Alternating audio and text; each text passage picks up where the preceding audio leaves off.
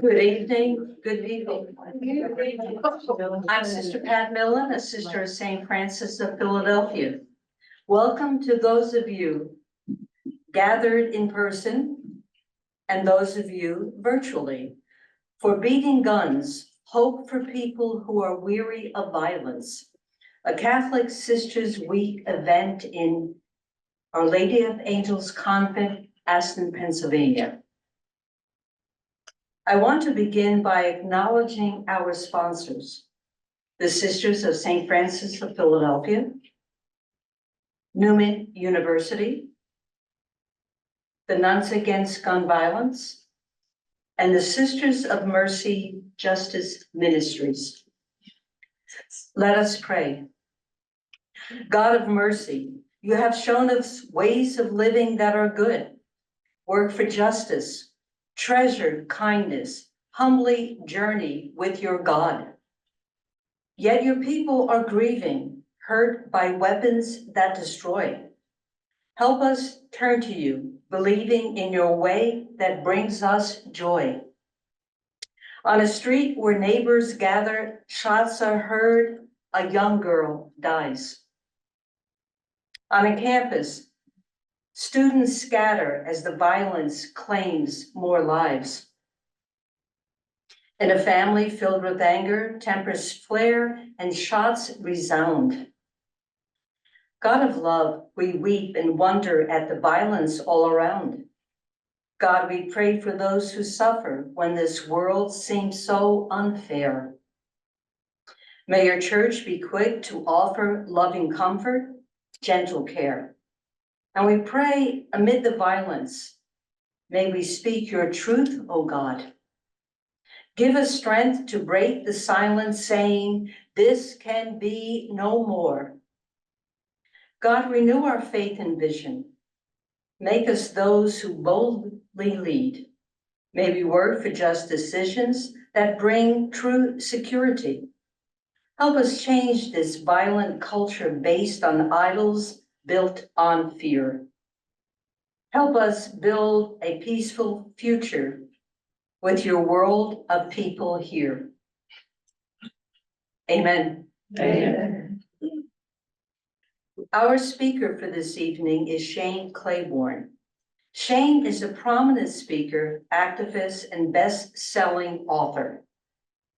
Shane worked with Mother Teresa in Calcutta and founded The Simple Way in Philadelphia.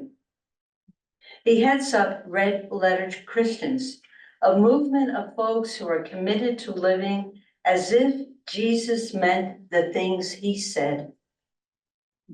Shane is a champion for grace, which has led him to jail, advocating for the homeless, and to places like Iraq and Afghanistan to stand against war. Now grace fuels his passion to end the death penalty and help stop gun violence. His work has been featured in Esquire, Time, The Wall Street Journal, NPR, CNN, and now Catholic Sisters Week. Let us now give a warm welcome to Shane Claiborne.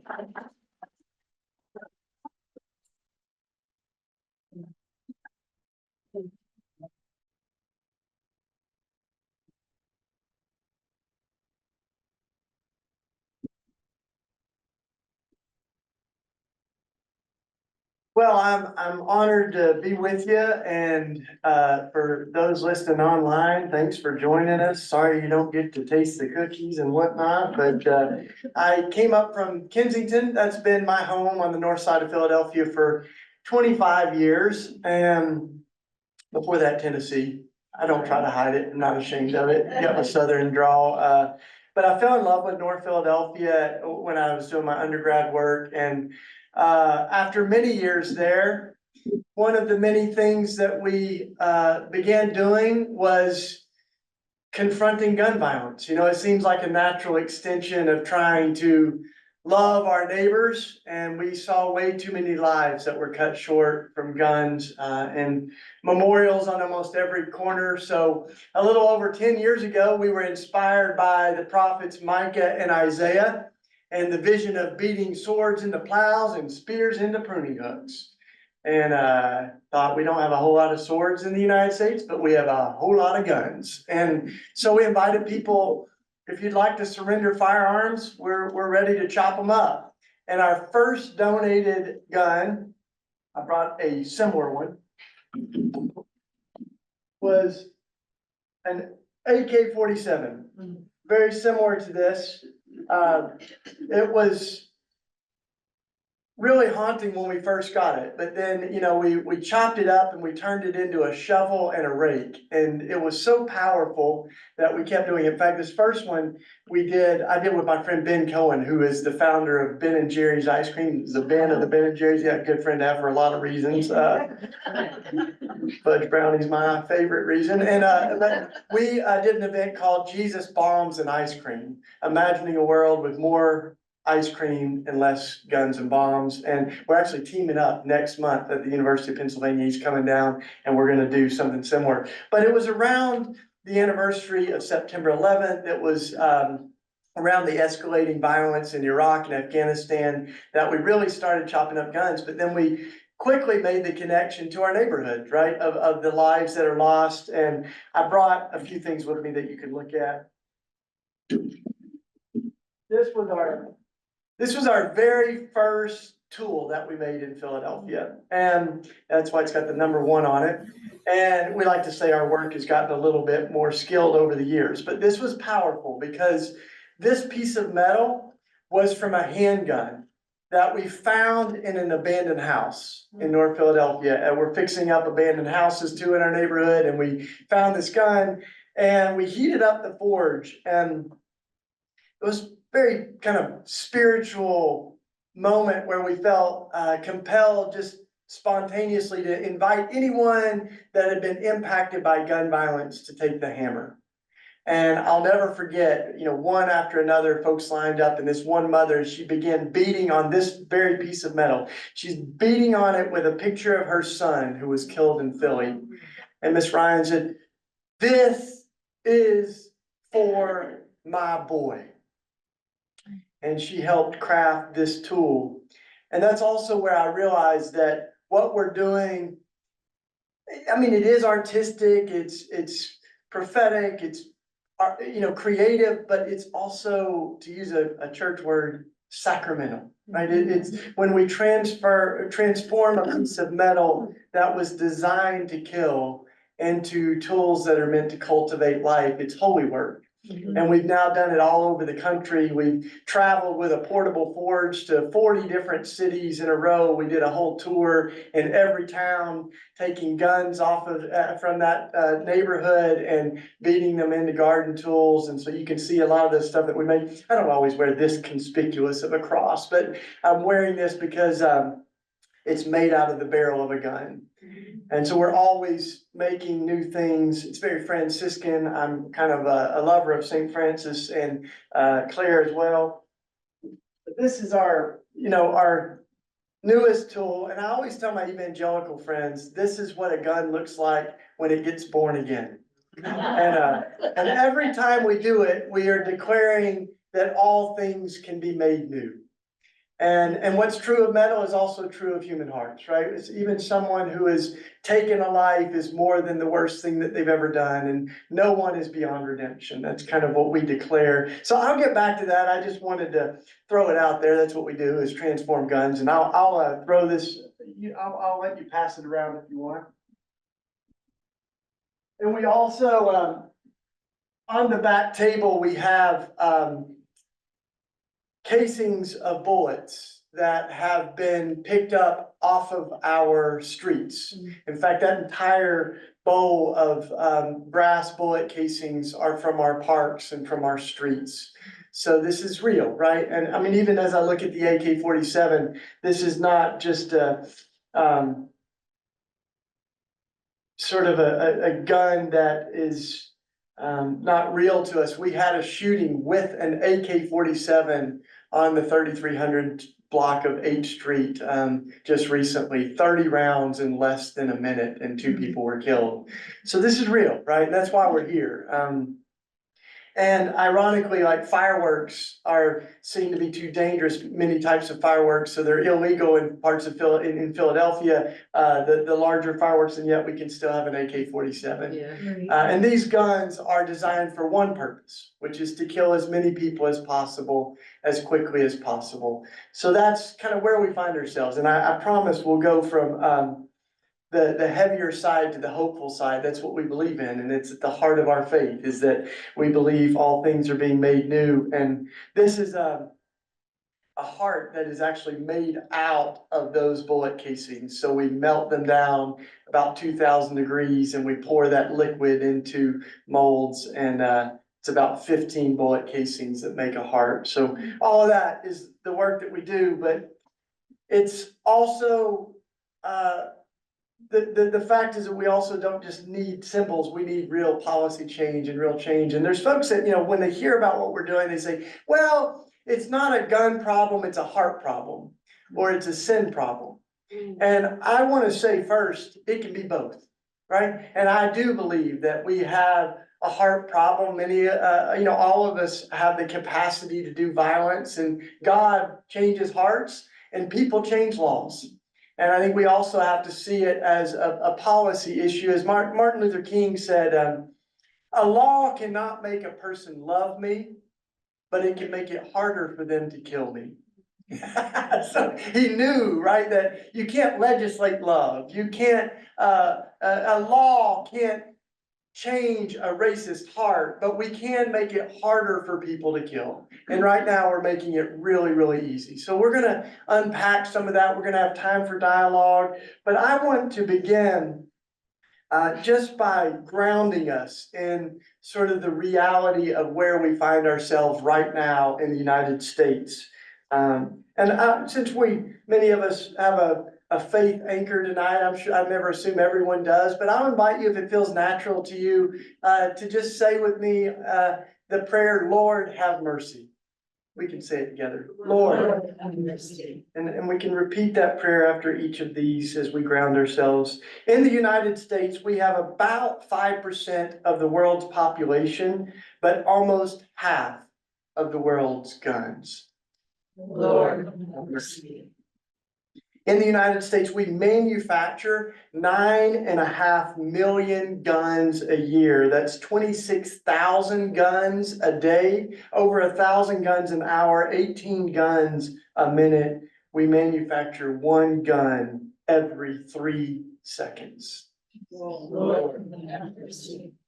There are nearly 5 times more gun dealers in America than McDonald's restaurants. Lord, just to be clear, that's not an argument for more McDonald's. But we also see in America, we just changed this statistic as we were writing our book, Beating Guns, because it kept increasing. It was 90 when we started writing our book, 90 lives a day lost to guns. Then it went to 100, 105. By the time we published the book, we had changed the statistic like 4 times, and it's now 120 lives lost every day to guns in America. Lord. That means in my lifetime, I'll put it out there, I'm 48 years old, and in my lifetime, we've lost more lives to guns domestically in America than in all of the casualties of all of America's wars throughout history combined. Lord have mercy. Just a couple more pieces of this. This may feel very personal to many of us, and the fact is that 44%, almost half of Americans know someone personally who has been shot. Almost half. Lord.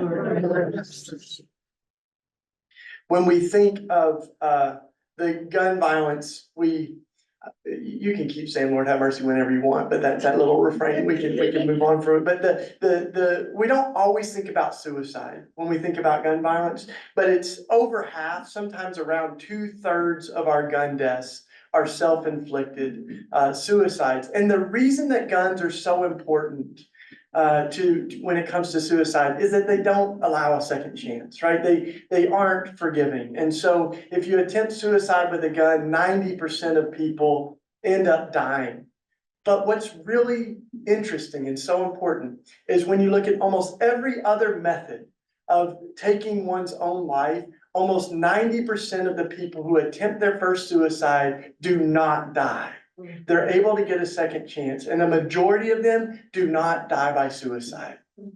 They're able to get help, or, the current crisis a few days later doesn't, it feels like they're gonna make it through it. So that's why, as we think about this, it's so important to remember those who have taken their own lives. In fact, as you may know, when it comes to military service members, their suicide rate is twice that of the general population. And so it's about 1 an hour. So the biggest cause of death of military service members and veterans is not combat, but it is suicide. More military folks are dying taking their own lives than in war or from combatants. So Lord, have mercy.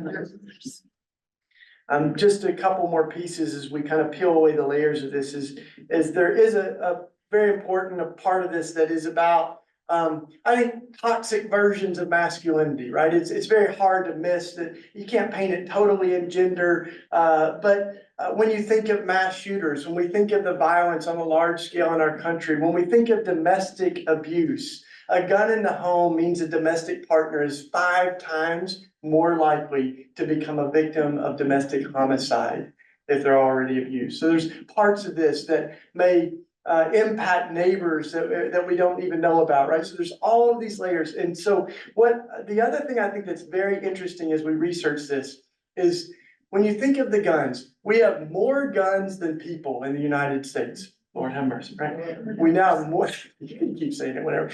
So we have more guns than people, but this is interesting. 2/3 of Americans live without guns.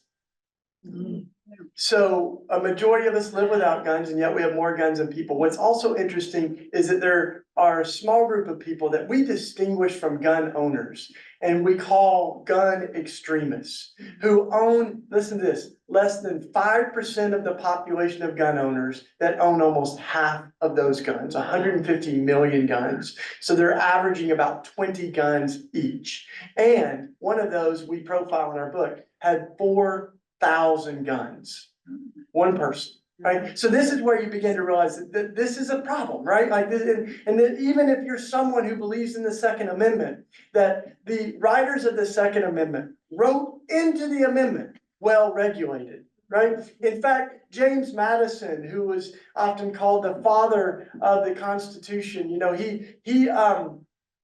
he said this. He said that freedom can be endangered by the abuse of power, but freedom can also be endangered by the abuse of liberty. So someone's unregulated right to own as many guns and whatever guns they want without any regulation can impose on another person's right to live. And I honestly believe that there's a very strong argument, and many gun owners are making it, that even those who believe in the Second Amendment, that those people that wrote it would be appalled by what we have right now. In fact, when that amendment was written, guns fired 1 round, maybe 2 rounds a minute. And now they can fire over 100 rounds a minute. I also think that it's important that as we think of the gun industry, it didn't just come out of nowhere, but as we research the gun industry, guns have been around a long time. They've been around, like some type of gun powder weapons have been around since 1000 AD. And we've been making like handheld weapons since the 1300s. But where America is unique in our contribution to the violence is mass production of weapons. And one of those was none other than Eli Whitney, was one of the main producers of these weapons. In fact, listen to this. In 1798, the US government sent out contracts for 30,000 guns, and Eli Whitney signed up to make 10,000 of those by himself and had never made a single gun yet. So he created the mass production line that then began to produce guns in mass. Before that, it was kind of like a sewing machine or a bicycle. Some people had them, but a lot of people didn't, and as guns began to be made, it was not just the gun idolatry, but it was actually money that drove many of the gun capitalists. So they were businessmen. They weren't lovers of guns as much as they were lovers of money. So Remington, Eliphalet Remington was a pacifist. Maybe not a good one, but he was a pacifist. He was a poet, deeply religious man. Daniel Wesson from Smith and Wesson was apprenticed as a shoemaker. Horace Smith of Smith and Wesson was a carpenter. And so Oliver Winchester was in shirts. And just these business folks began to see we can make more money selling guns than we can sewing machines or shirts. And Winchester, the king of guns, only owned like 2 guns, and they were showcase pieces with ivory handles. He said he never even fired them. He didn't really like guns. He just wanted to make money. And yet that's where we find ourselves now, with this market producing 1 gun every 3 seconds and more guns than people. And so we've come to find ways that we convince people that they need guns. And part of what I think is so tragic about it all is so much of it's driven by fear, right? And fear of others, fear of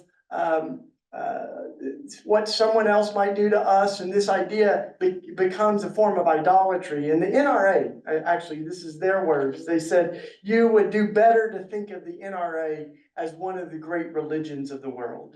So it really literally does become a form of idolatry. Yeah, Lord have mercy. So let's talk just briefly about the National Rifle Association, because I would say that it becomes one of those groups that has become a representation of not just gun owners, but gun extremists. And in 1998, the National Rifle Association became the biggest contributor to elections in America. And a decade later, they were giving $40 million to elections. 10 million were given just against Barack Obama. In 2016, they endorsed Donald Trump and donated over $30 million. So these were all record numbers, right? But listen to this, the NRA says that they have 5 million members. And let's say that they do, right? That means what we also have to hear is that 90% of gun owners then are not a part of the NRA. And in fact, recent studies show that a majority of gun owners actually find themselves at odds with the NRA. So I want to invite us to think outside of kind of the containers that we can hold us hostage, right? And there are entire movements of gun owners who are concerned about gun violence. In fact, most of my family are gun owners in that category that are concerned about gun violence. They're still hunters. My dad says he has a gun in case there's coyotes that come to eat one of the baby cows when it gets born, right? So there's reasons that people have guns, and yet I think what's beautiful is we've gone on marches recently around gun violence, and we had a group of hunters that had shirts on that said, a good hunter doesn't need an assault rifle. You don't need more than 10 rounds to shoot a deer, right? So I think we've got to find ways that we can speak to each other with humility, that we can listen. And that's a lot of what we did as we were creating the Beating Guns book. But I also want to say one of the things that was haunting to me as we began to research is that the highest gun owning demographic in America are Christians. And Christians own guns at a higher rate than the general population. In fact, the biggest group demographic of gun extremists and champions are white evangelical Christians. And just to make it plain, I brought this visual, which a pastor friend of mine gave me, and he said, check this out. And he said, this is one of the top selling Bible cases in America. And I looked at it, I'm like, okay, doesn't look like much. He goes, open it up. When you open it, it's a concealed carry case, right? So this is a Bible case camouflaging. And so when we use the language of idolatry, it's not extreme, right? It's not hyperbole. To say that idols are things we treat with God-like reverence, right? They make promises that only God can keep, and we give this power to them that makes them seem like they have some kind of sacred power. And I think of the scripture that some may trust in chariots and some in horses, but we trust in our God. This has everything to do with faith and fear. I also thought it was ironic during COVID that, there were a lot of folks, there's a whole movement of folks that said, we don't need masks to protect us because God's got our back. And you're like, these same folks own an AR-15. We don't need a mask because God's gonna protect us from COVID, but I gotta have mine, it's all right. So there's holes in that theology. So I think part of what we've tried to do with our work is to unpack what is it that is driving this force. And some of it is fear. There's a study from the Cato Institute, incidentally, which is by no means a progressive think tank, but they surveyed and they asked, they were doing a survey about fear. And they released this study of 10 things that are more likely to kill you than an immigrant or refugee, right? So they're trying to debunk this idea that these people are coming across the border and they're gonna kill us. And that list, on that list of things that are more likely to kill you than an immigrant or refugee are a cow, honest to goodness, roller coaster, lightning striking you. One of them was a vending machine falling on you.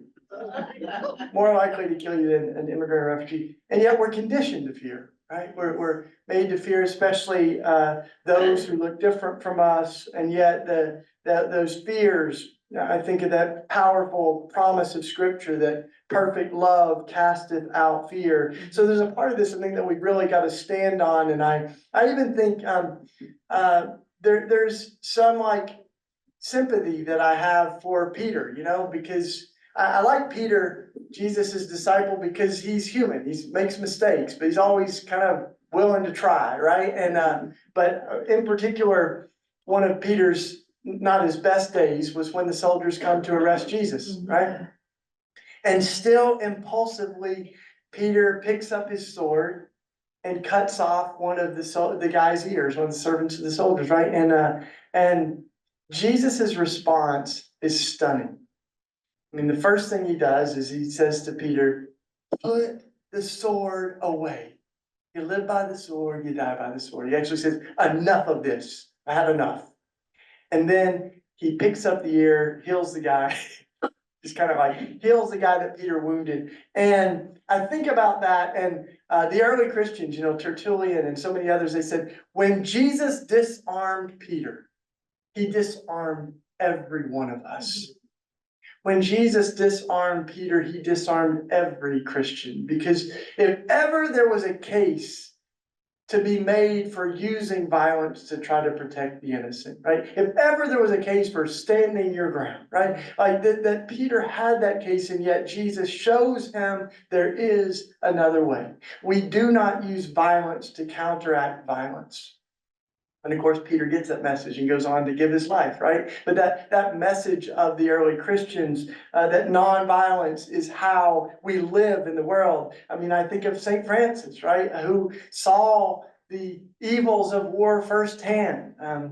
As I'm sure many of you know, the historians and scholars in those crusades, the very one that St. Francis was in, Christians were taking the heads of Muslims and firing them out of cannons.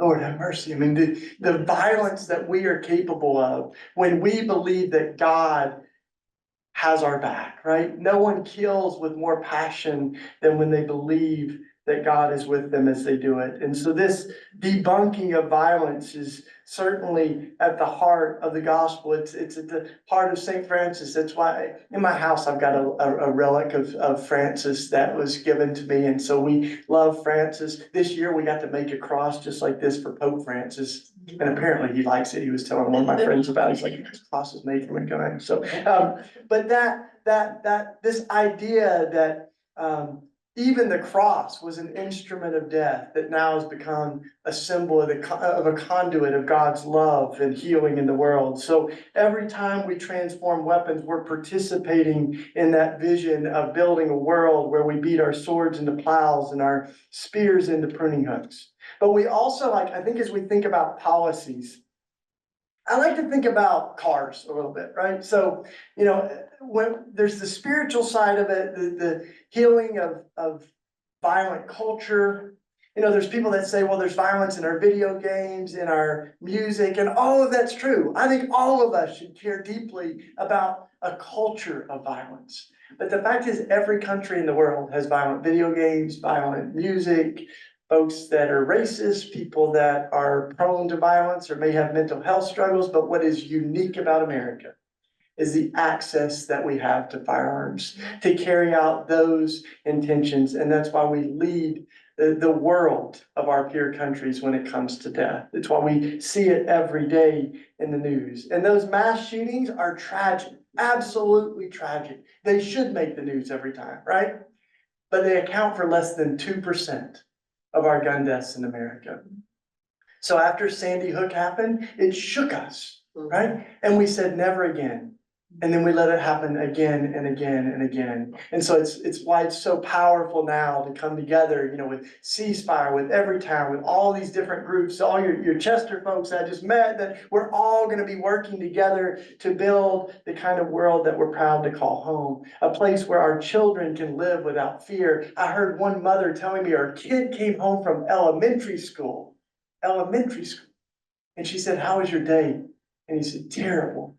She said, "That concerned me." He's a very positive kid, right? She said, "Why was your day terrible?" And he said, "Because we had to practice dying again." That active shooter drills. We had to practice dying again. So we can do better, right? We can. And as I think of, automobiles, they're not designed to kill, but they can be deadly. So think of all the things that we've done to try to keep people safe, right? In order to get a license, you have to pass a test. Crazy idea, right? Like in order to drive a car, you gotta show that you can drive a car. You got to do that to get a license. You've got accountability. If you abuse your right to drive, then you can lose your license. We've got speed limits and drinking laws, and now we've got texting and driving laws, which I think are smart. You've got like airbags and seatbelt laws, all of those laws that are meant to protect people. And yet guns are one of the most unevolved industries in the world, in our country. And there are more regulations on toy guns than on real guns, just to make it plain. If you shot me with a Nerf gun, a toy gun, and it damaged my eye, I can sue Nerf. But not so with weapons, with the real guns. Those companies have exploited the immunity that they have, and they have absolute accountability, and they have absolute, there's no transparency, because the records that show the bad gun shops are not public documents, because lobbyists have worked hard to keep that information hidden. So these are all things that we have a suggestion of a handful of things that we think we could do to save lives. We can't save every life, right? Like, even if we got rid of all guns, which is it's not what I'm advocating for, but like, if we got rid of all guns, people could still find ways to kill each other. In the Boston Marathon, someone used a pressure cooker to turn it into a bomb. And yet, these weapons, particularly the assault rifles, are being used over and over and over in mass shootings to take lives. These guns, handguns on our streets, like, we can have some reasonable limitations, right? One of the laws that's been before Pennsylvania, I'm not sure if it still is, but it was in Virginia too, is called one handgun a month. That simply limits the number of handguns that one person can buy in a year to 12, one a month. And you go, who needs more than 12 handguns in a year? I'll tell you, someone who's making a lot of money off handguns or not making the world safer, right? Like, so those kind of limitations that, depending on the exact policy decision, some 70 to 80% of gun owners want to see changes. 90% of Americans want to see changes. So we got this, we can do this, right? And I think of Nelson Mandela, as he talked about the fall of apartheid, and he said, but before every social movement that's changed the world, many people say it's impossible. And after that social movement changes the world, people say it was inevitable. But it wasn't inevitable, right? History doesn't just happen. Policies don't just change. We make history, right? And that's the prophetic work. I think that we are meant to be in our nation, in the world. As Dr. Martin Luther King said, the church is not meant to be the master of the state or the servant of the state. The church is meant to be the conscience of the state, to stir people's hearts and minds, to call out those changes that need to be made. So, one of my inspirations is Walter Brueggemann. In fact, it's his 91st birthday today. I just sent him a little birthday message and he sent me a little love back. But he wrote this wonderful book, The Prophetic Imagination. Maybe you've read it. And in The Prophetic Imagination, one of the things he says is we have often misunderstood the biblical prophets. We sometimes think of the prophets as if they were fortune tellers trying to predict the future. And he says, that's not quite it. He says, the prophets weren't fortune tellers, they were truth tellers. And they weren't trying to predict the future as much as they were trying to change it by waking us up to the present and inviting us to imagine a different future, like a future where we beat our swords into plows and our spears into pruning hooks. It's that kind of prophetic imagination that Walter Brueggemann, he says that it ends by saying, nation will not rise up against nation and people will study violence no more. But that change begins not with the politicians and the prime ministers and presidents, but it begins with the people who are tired of losing their lives, right? And those people begin to take things into their own hands. They begin to transform their swords into plows, and they lead the people in power in the way of peace. And so I would say that's our invitation, right? Is to be that kind of prophetic witness that I heard one of my mentors say, when you throw your hands up at God and you say, God, why don't you do something? If you listen closely, you might hear God say, I did do something. I made you, right? Like, you are my people, you're my hands and my feet. Or as it's been said, when you ask God to move a mountain, God might give you a shovel made out of a gun, maybe, who knows, but that, like, change comes from us and God is with us, but prayer can never become a place where we hide. And that's what it's become, right? So many people are turned off because after every mass shooting, politicians and preachers offer thoughts and prayers without taking action and doing the things that would save Lord lives. have mercy. Lord have mercy. So I believe in prayer with all my heart. And I also believe in action because our scripture says that faith without works is dead. And so may we be people who pray, but also people who put our hands to work and write letters and get in the streets and raise our voices and say, we believe that a different world is possible and we want to build it together with you. Amen. Amen. Well, that was a lot to throw out there, but we're going to have a chance to talk, right? We have Q&A time. Thanks for listening. Thanks for letting me share.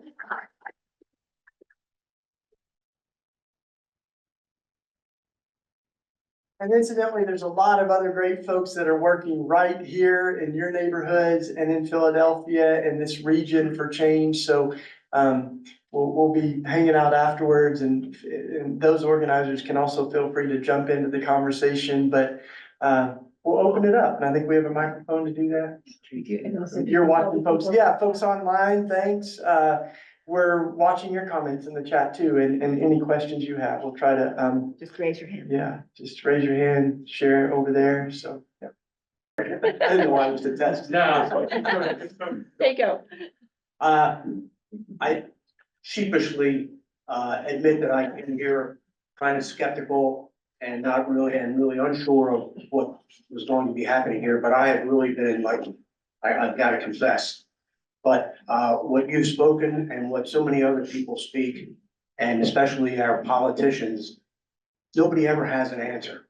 Like, we have to do this, we should be doing that, we should change laws, I don't know what laws, and nobody ever comes up with a law that makes it better. I mean, you have a background check if you're a felon, if you have some misdemeanors, if you domestic violence, if you've got mental health issues, there's HIPAA laws to protect you and that kind of thing, but nobody ever has an answer. And I would love for somebody to come up with an answer and come up with a law and I'd back it, I'd financially back it, I'd help it. If somebody could come up with a law that isn't already existing.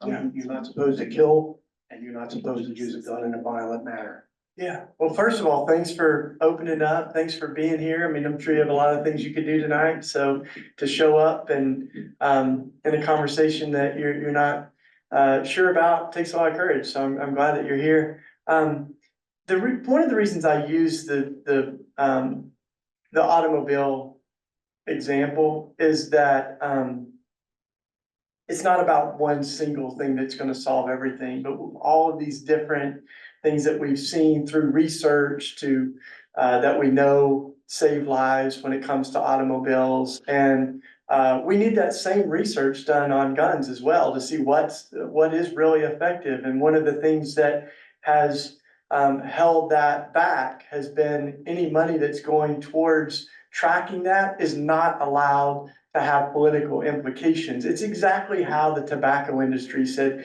you can't have any research that shows that tobacco causes cancer. You know, like we would rather not know that. So I think there's a whole lot of things that we need to know and should know, and we should advocate to have more transparency. Where are the bad gun shops, right? Where are the ones that are irresponsible? We're not allowed to know that right now, right? But what are the laws that, like seatbelts? Convince me that this is gonna save lives, right? I think that I suggested a few. I think that limiting the number of handguns, limiting the capacity that guns can shoot.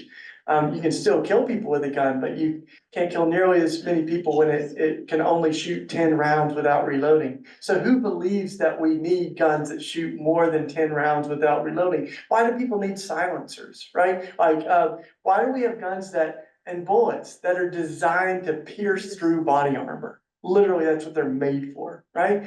Why do we have guns that are advertised as being able to shoot a helicopter out of the sky? Right? These are really good questions. Like grenades are not legal, right? Sort of why do we have weapons of war that are legal? I think even looking at the research that we do know that a disproportionate amount of gun violence is done by young people. Even as young as 16 to 20 years old. So might we raise the law that if you can't drink a beer, you shouldn't be able to own an AR-15 or to own a gun? Like those are really basic laws. Like driving a car, we have these limitations that are. So I think that's when we say common sense gun laws, right? That there's a whole bunch of those, and there's people in this room that are actively working in Pennsylvania on particular laws. So.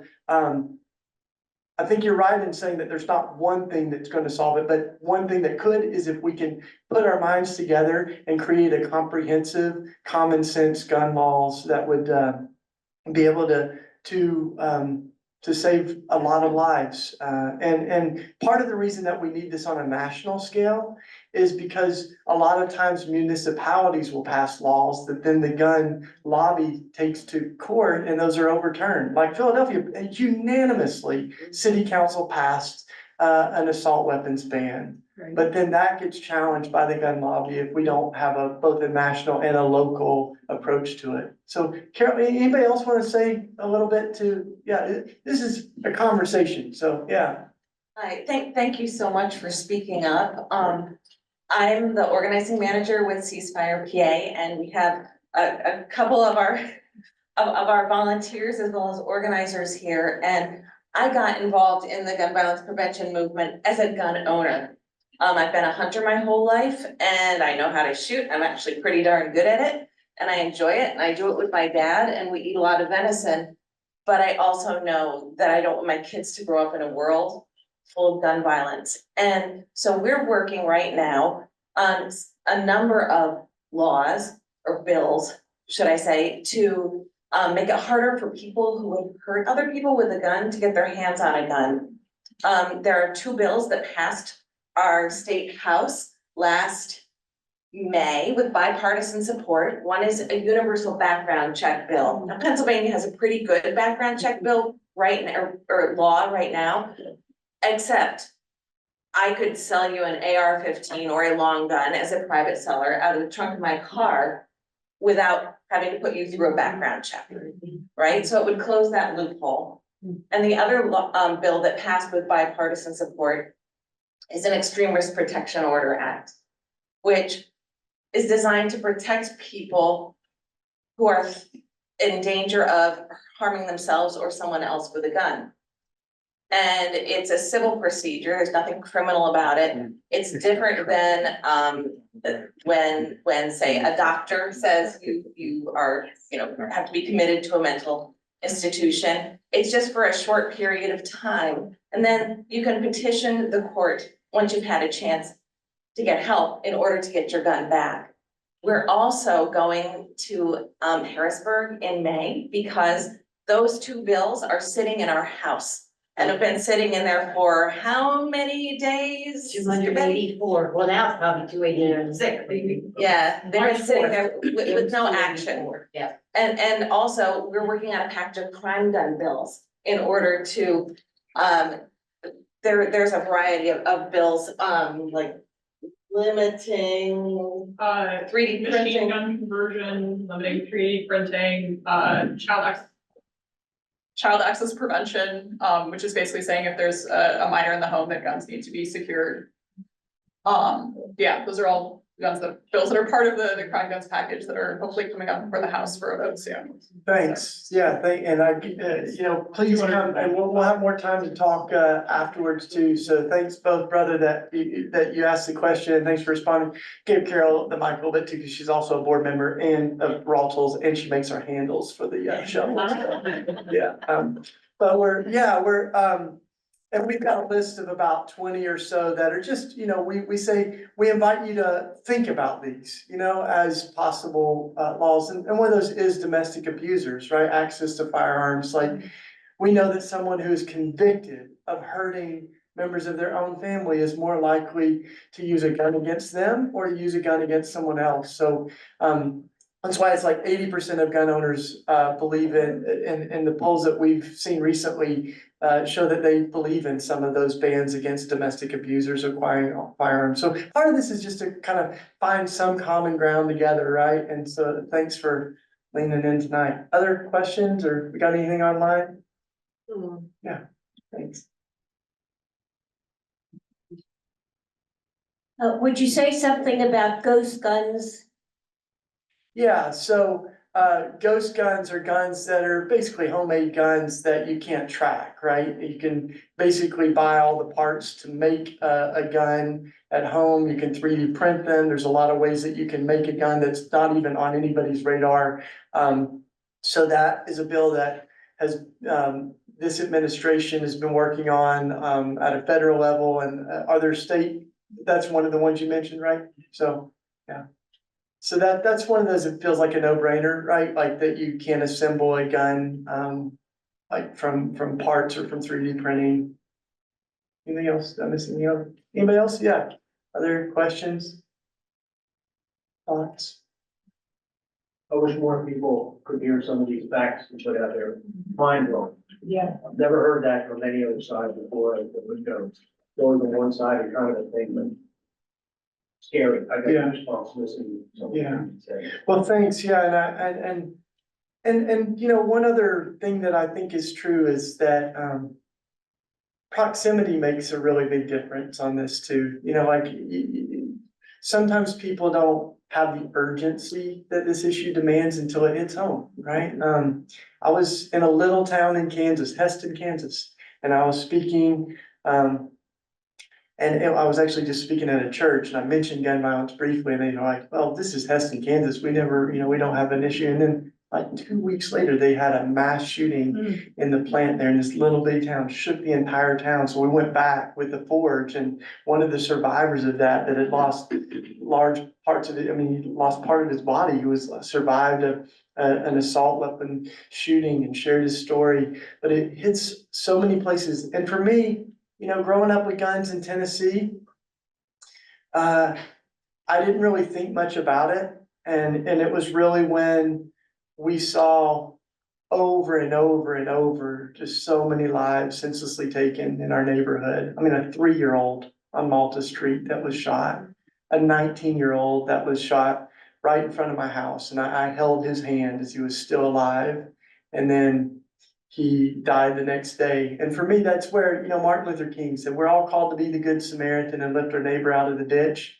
But after you lift so many people out of the ditch, you start to say, we need to do something about the whole road to Jericho. So I'm a big believer in creating jobs and creating affordable housing and all these other things, but I also believe that this is something that needs an entire groundswell of people of conscience and people who may not agree on every other issue, but they can come together around this one. Because, you know, I grew up saying that I was pro-life, but we had really so narrowed that to the issue of abortion that we didn't think about a lot of these other issues. And how could we say that we're pro-life and ignore what is now the #1 killer of children and youth in America? That happened just under COVID. It's been that for African-American kids for a long time, but during COVID, gun violence became the #1 cause of death, more than cancer or car accidents of our kids. So that's, I think it's not just a statistic, but every one of those 120 lives lost every day, is a name, right? Someone's kid. Thank you. Anybody else? Yeah. So one of those 120 kids who was murdered on September 27, 2022 is my grandson, Nicholas Elizalde, shot at his high school football game. He was wearing his shirt. His mom works here at the university. She gave up her career as a Philadelphia school teacher following the shooting, which has been a devastating blow to. Yeah. And the family that I nurtured, that I raised, that I loved, that I knew, we're not the same family anymore. With Michelin, there's a hole. So the shootings that happened at SEPTA, the 8 students were these high school. I watched press conferences of the same tired faces, the same tired promises. Well, enough's enough. Well, enough has been enough for us. In fact, Nicholas marched against gun violence in 2018 with me, the first Students Demand Action march. But anyway, when Nicholas was murdered at school by children, ages 15 through 16, 17. One of the things that the superintendent of schools said, when my daughter asked him, will you be making some changes as it relates to dismissal and protection for kids as they're put out of school? Well, no, he didn't think that was going to be necessary. And now here we are 17 months later, and kids leaving school and just not making it home. And so, working with Carol and ceasefire organizations and others, we've been contacting legislators who tell us, well, you know, a ban on assault weapons when we have saved your neck. Extreme risk protection orders when we have saved your grandson. Well, you know, damn it, what will it save my grandson? You know, do something and keep these kids from dying at the hands of other children with guns as they're leaving school. Yeah. Thank you. Thank you for sharing so personally. Bless you. Yeah. I'm a mental health counselor. We'll get you. Right. I'm a mental health counselor, and the male brain is not fully developed, specifically the judgment part, until 29 years of age. And yet teenagers can get guns and they don't know what to do with them. Yeah. we hear you. And just another comment, I see many women who are abused, and they're not just a statistic. Their injuries, both physical and psychological, last a lifetime. Thank you. Thanks for your work too. Just a reminder, and I know some of you have heard me say this before. We're registered voters. We have the power to vote that person into office. That person can bring about policy change. So when the local, state, and national elections come up, take the time, do the research, see where what this person's position is. If you're passionate about ending gun violence, look at that. And if you attend one of their meetings, ask that question.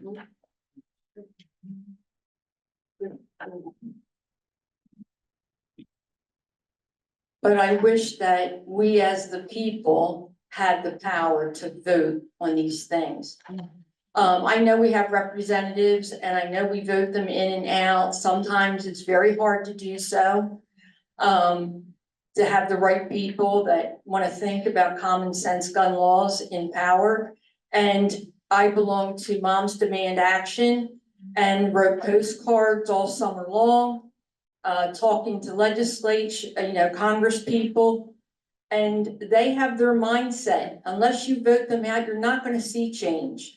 I wish we could just go in the voting booth or, well, we don't really vote in a booth anymore, but go where we vote and we vote on these things.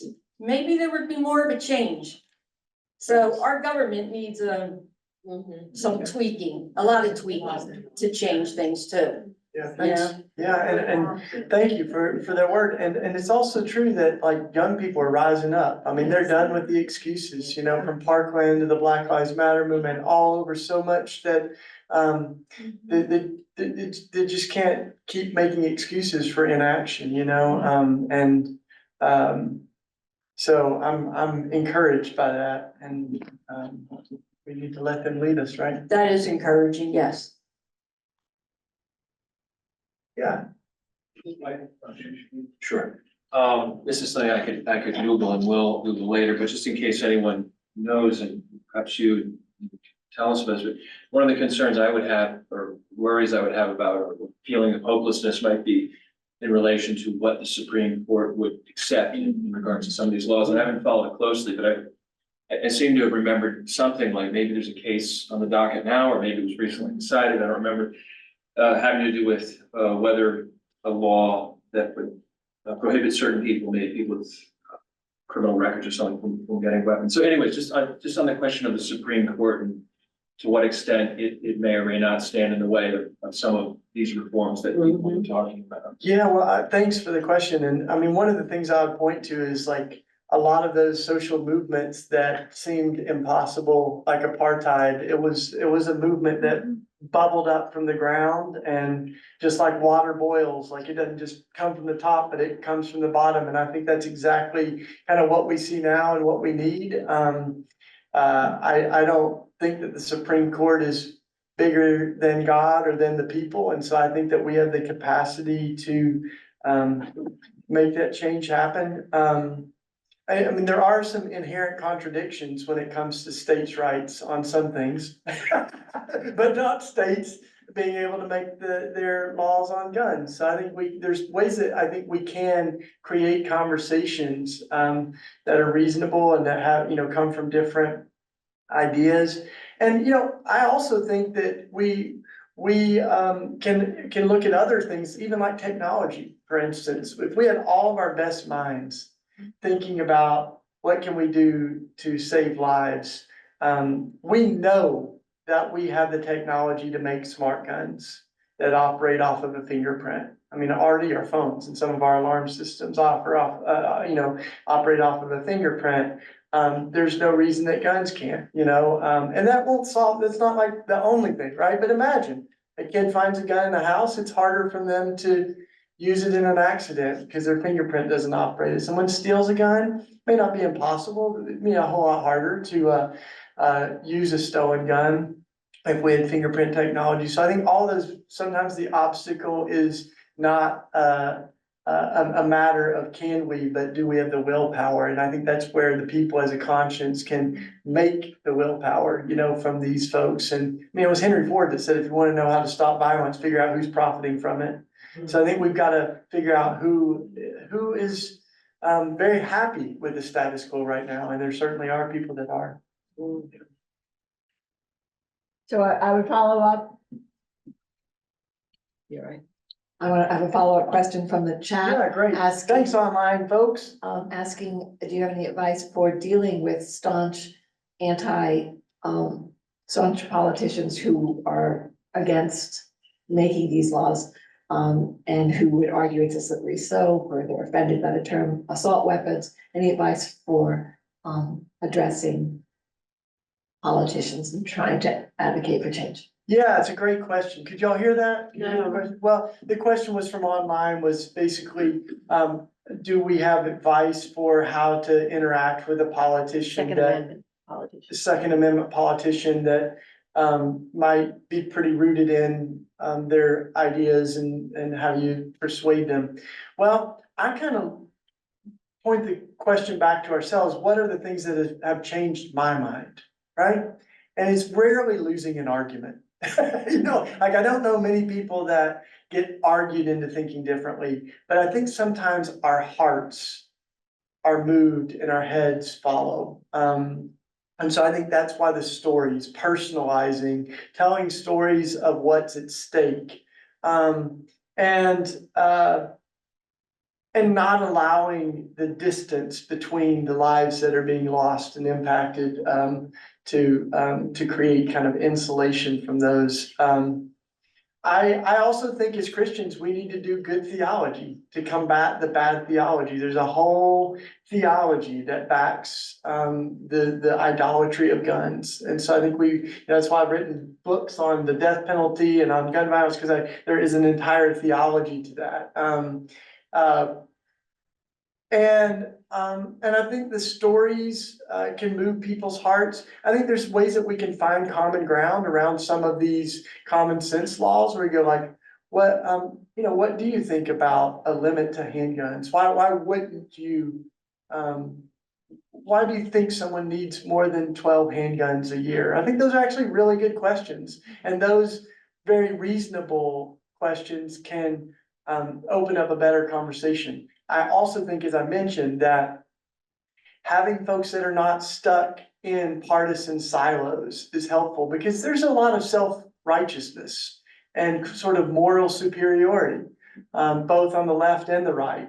And you can smell that a mile away, and it's annoying. It's, it's not fun to talk to someone when you feel like they're talking down to you. And so, I think asking questions together, having folks that transcend the partisan politics, like gun owners that are concerned about gun violence. There's tons of military veterans and soldiers in the movement around gun violence. They've seen it firsthand. They don't think military weapons should be on our streets because they've used them in war. So there's all kinds of folks, I think, that can break those bubbles of kind of homogenous bubbles, but I think we gotta be careful not to be caught up in the self-righteousness of it all. Yeah.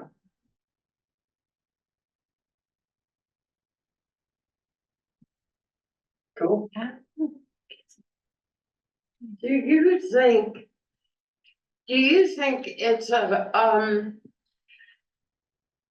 organizational issue as well? Because we're sitting here today, and somewhere else there's another group, and there's organizations, but the coming together of the mind and the heart of all of these people. I mean, if the majority of people are for common sense gun laws, what's keeping us from getting together and taking action as a group instead of small groups here and there who are doing their part? Yeah. Well, you make a good point, and I think that is happening. It's been happening that we see students demand action. We see some of these movements in the thousands, not just around the mass shootings, but every day now that are organizing. In fact, Moms Demand Action now has 6 million members, which is more than the NRA, right? If they say they have 5 million.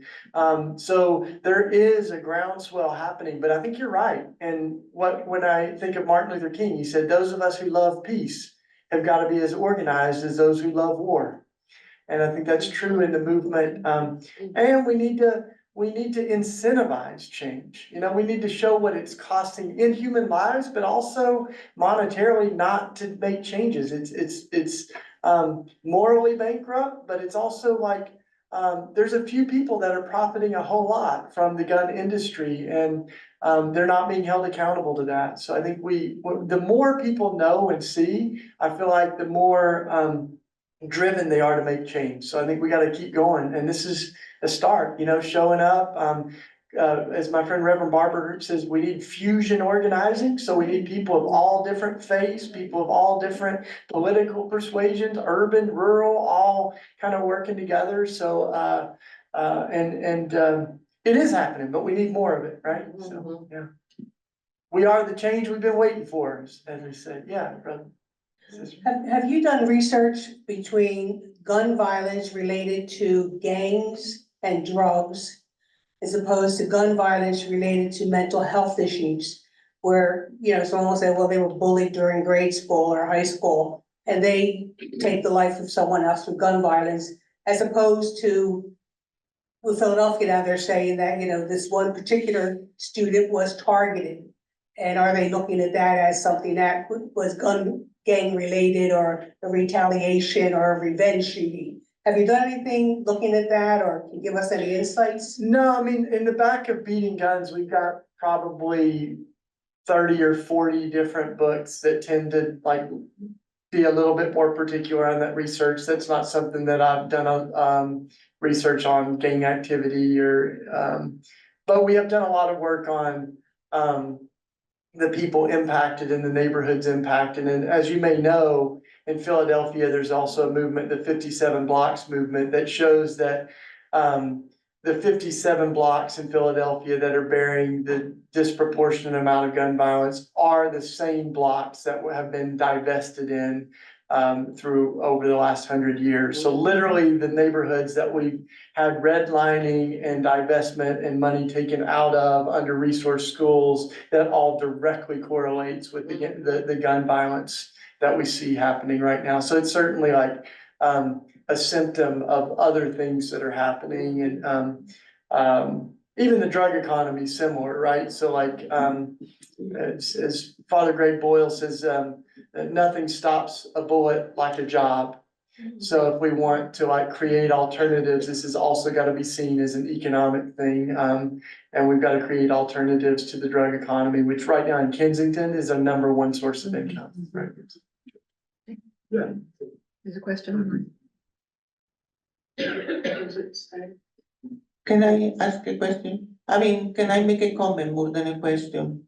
That there is also another piece of legislation that we need to repeal, and that has been on the book for a long time. And that is the fact that we cannot sue the manufacturing companies of the guns company because they are protected by law. So no matter how awful what they do and how they advertise the guns, even to 3 years old, by the way, lately, they cannot be sued because of this law. So there is a, you know, there is a movement that we are trying to see if we can repeal this law and make them pay for what they do. Yeah, absolutely. Yeah, I mentioned that briefly, and we go into a little bit more detail in the book on that, but it's a great point. Thanks.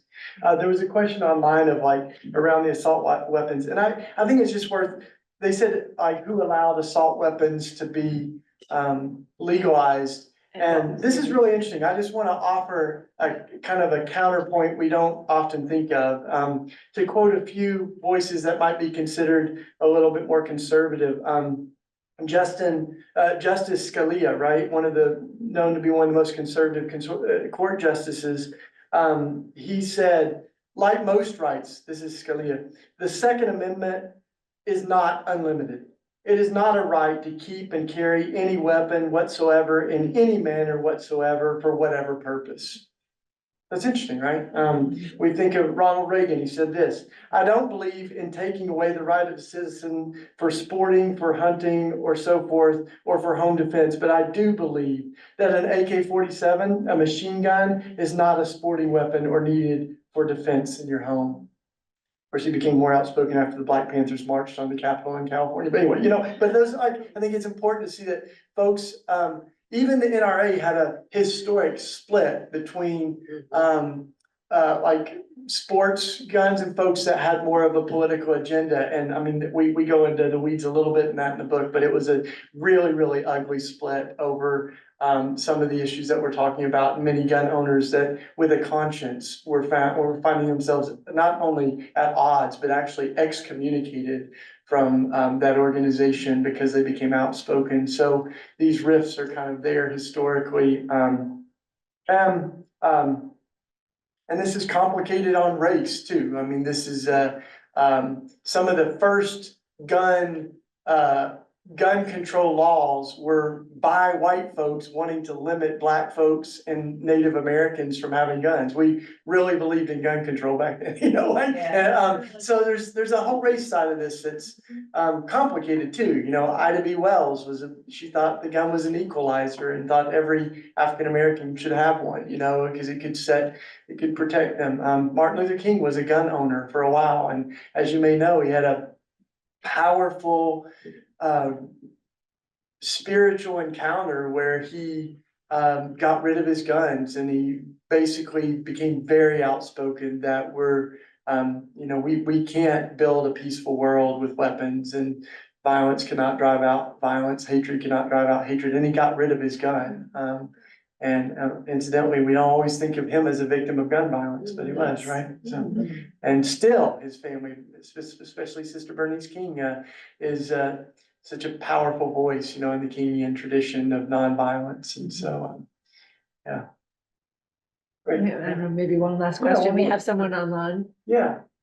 Kathleen Nolan, I'm gonna unmute you. Okay.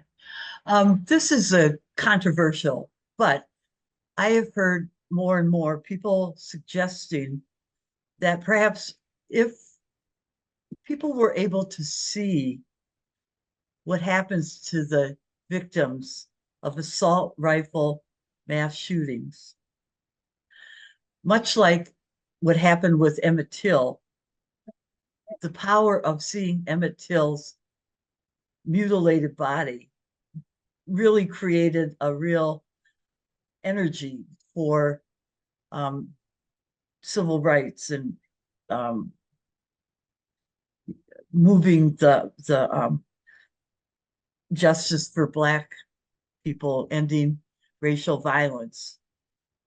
So on the same token, what do you think about that as a way of maybe beginning, I know it would be it's very controversial, it's very harsh, but do you think we've come to a point where we really have to use drastic measures to make an impact on perhaps our legislators, but on people that, this gun violence has just gone too far. And if people saw what really happens in these mass shootings, maybe it would move people to have a change of heart. Thanks for your question.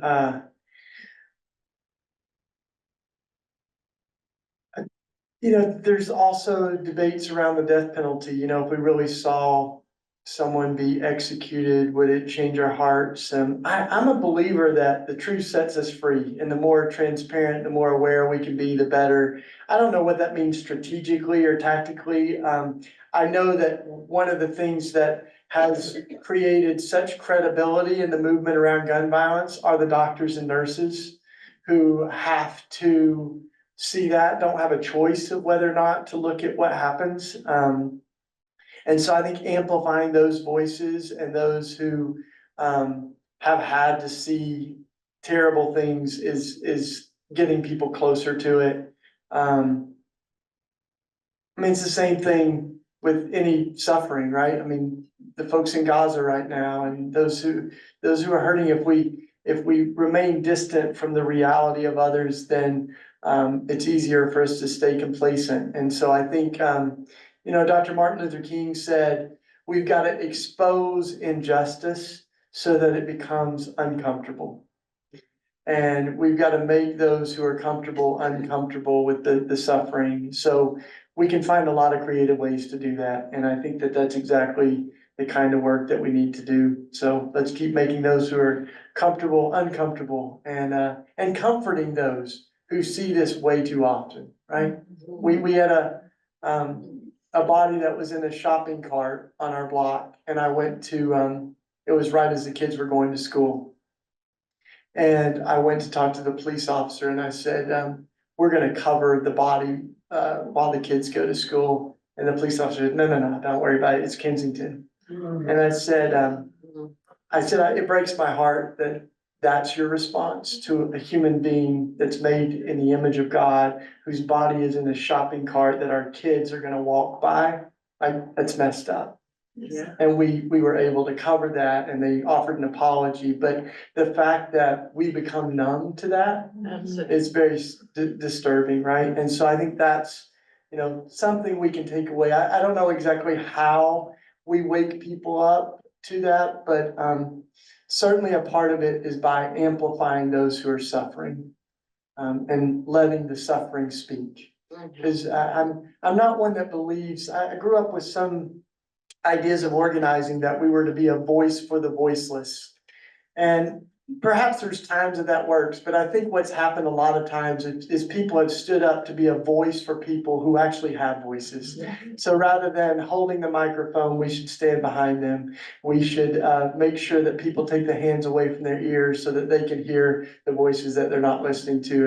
And, so let's keep amplifying those who are hurting until we see change, and let's keep our hope alive, right? And that's part of why we beat on the guns and the garden tools, is because it's a powerful declaration that things can be different. And one of my favorite stories I'll just leave you with is really quick, is my friend Sharon Risher, who her whole family was killed by Dylan Roof and during church, right, at Mother Emanuel in Charleston. And her mother was killed, her two cousins, her friends. And I'll never forget when she came to the forge and she began beating on that. She named all 9 of the Emanuel 9 that were killed. And then she kind of collapsed in my arms and she whispered to me and she said, everything I've thought of doing to Dylan Roof, I just took it out on the barrel of that gun. So there's pain, there's real trauma, and we've got to find ways that we can channel that into change. We also had one other young guy that counted 18 times as he beat on the gun. And afterwards he said, I killed an 18-year-old. And so as I was counting to 18, I was praying that God would heal my heart and that God would heal the family of that 18-year-old. And so there's so many ways that this impacts us. And I think the declaration that God's love is big enough to heal all the wounds, those who have been victimized and those who have been victimizers, like God can heal those who have done violence and those who have suffered violence. And so let's bring change together. Amen. I'll be hanging out over here. Thank you.